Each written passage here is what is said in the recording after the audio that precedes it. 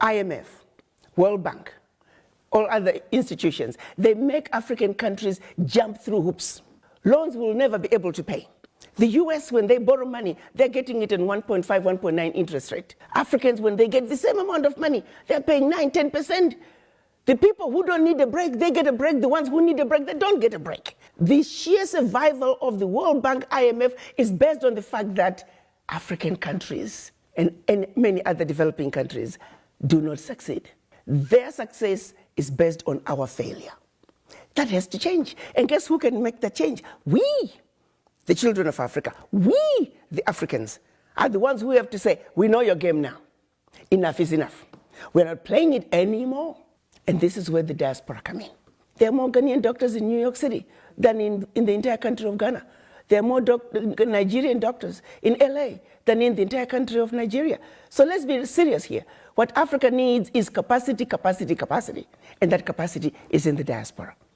So it behooves us to bring the diaspora together. Let them understand what is really going on in our Africa. Diaspora are not going home. Diaspora are angry about Africa because they are not understanding the root cause of why Africa is where it is today. They think getting rid of a president will take care of the problem. Far from it.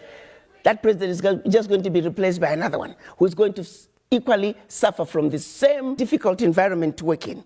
So let's look at an Africa that must be free to take care of herself, an Africa that's free from exploitation from outsiders. The multinationals who are stealing from Africa every day in broad daylight. I use an example of the DRC. If you ever fly very low over the DRC, you'll see tarmacs in the jungle. You'll see 747s flying into DRC, picking up minerals and flying right out. The same multinationals are responsible for arming young people and giving them MK-16s. Because why? Their satellites in the skies are telling them where that village is. There are lots of diamonds. So what do?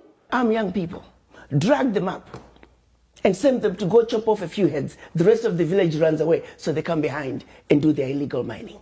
We black people must understand what is really going on. Because what we are shown instead is, oh, look at those Africans killing each other. There are some serious games that have been played in Africa for far too long. And once we understand that, we can strategize as to how we can begin to bring the difference and bring the change that Africa needs. And that change can only come if the African diaspora are united. And the Wakanda villages, as I call them, it is our organized way of saying, starting with one African diaspora center of excellence, it will be a new city, a developmental hub that we can then take from there. Every sector is developed. Take healthcare. How many doctors do we need in this region to take care of this many people? We pick up education, same thing. We pick up engineering. We pick up electricity. How many megawatts of power do we have in the region? How many do we need? Be it solar, be it wind, be it hydro, be it geothermal, be it nuclear.